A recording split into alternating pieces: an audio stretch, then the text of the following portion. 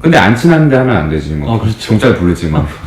여기 지금 제가 안구 접수를 당할 뻔했는데.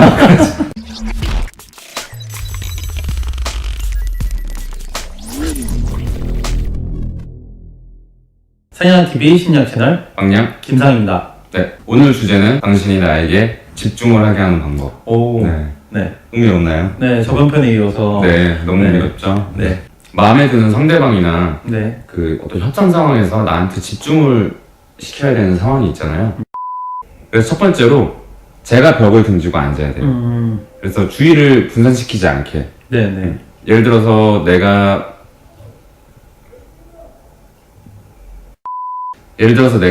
내 뒤에 이제 아무것도 없잖아요. 네. 벽 말고. 그러면은 이 상대방분의 주의가 분산되지 않겠죠. 그렇죠. 네. 반대로 내가 그런 뒤에 사람들이 왔다 갔다 하는 그런 자리에 앉으면은 주의 분산이 좀 많이 되겠죠. 그래서 나에게 집중력이 좀 떨어집니다. 왜냐면 왔다 갔다 하면 나도 보거든. 뭐가 왔다 갔다 하나. 그 두 번째로는 상대방이 오른손잡이냐 왼손잡이냐에 따라서 내가 조금 그 위치를 선정을 해야 돼요. 이것도 제가 심리학 수업 들을 때 교수님이 말씀을 해주셨던 건데 그 선생님이 이렇게 말씀하셨었어요. 그러니까 예를 들어서 교수님의 주목을 받고 싶다. 교수님이 날 좀 많이 봐줬으면 좋겠다. 이러면은 교수님이 오른손잡이인지 왼손잡이인지 좀 보래요. 그래서 교수님이 예를 들어서 오른손잡이면 오른쪽을 자기도 모르게 좀 더 본대요. 그래서 교수님 기준으로 오른쪽에 앉든가 이러면은 조금 내가 노출될 확률이 더 높아진다는 거지. 그러면 우리 친숙성 효과에 대해서 다루진 않았지만 계속 네. 보면 볼수록 내 의도와는 상관없이 내가 계속 보면 볼수록 이 사람에 대해서 친숙해지고 그러면 좀 호감도가 높아진다는 그런 이론이 있거든요. 그래서 그런 걸 좀 노리라 이런 거였어요. 그래서 이번에도 마찬가지로 뭐 협상 상황이나 뭐 혹은 뭐 데이트 상황에서도 내가 좀 이 사람의 오른쪽에 앉아가지고 내가 나를 좀 노출시키는 그런 방법을 사용하셔도 좋습니다. 그리고 세 번째로는 좀 상대방을 약간이라도 긴장을 시키는 거예요. 왜? 어떻게 하는 걸까? 그건 알아서 해. 그건 알아서 해. 그래서 좀 이렇게 늦은 상태에서는 나에게 좀 집중을 덜 해요. 아무래도.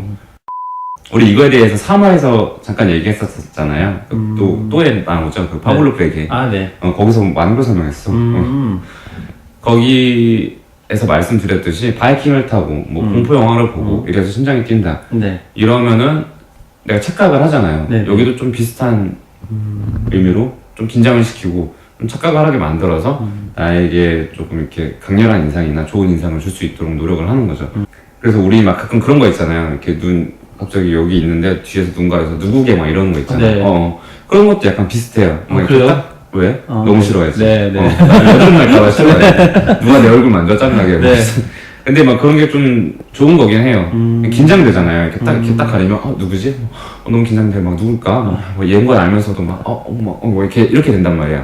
근데 안 친한데 하면 안 되지. 뭐. 그렇죠. 정잘 부르지. 막. 여기 지금 제가 안구 접수를 당할 뻔했는데 이렇게 되기 때문에 적당한 상황에서 뭐 여러분의 노하우로 여러 가지 방법으로 조금 긴장을 시킬 수 있도록 한번 해보시기 바랍니다.